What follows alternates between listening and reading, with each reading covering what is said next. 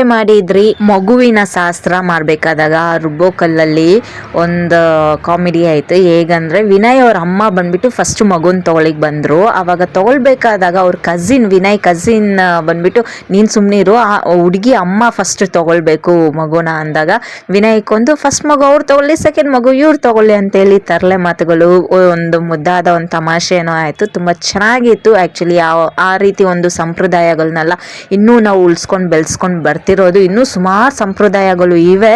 So ಅದನ್ನೆಲ್ಲ ಮಾಡಬೇಕು, ಈಗಿನ ಜನರೇಷನ್ಸ್ ಮಕ್ಳುಗಳು ಗೊತ್ತಾಗಬೇಕು ಅಂತೇಳಿ ನಾನು ದೊಡ್ಡವರಲ್ಲಿಗೆ ಕೇಳ್ಕೊತಾ ಇದ್ದೀನಿ. ಪ್ರತಿಯೊಂದು ವಿಶೇಷತೆಯಲ್ಲೂ ಇನ್ನೂ ಆ ಒಂದು ಸಂಪ್ರದಾಯನ ಉಳಿಸ್ಬೇಕು.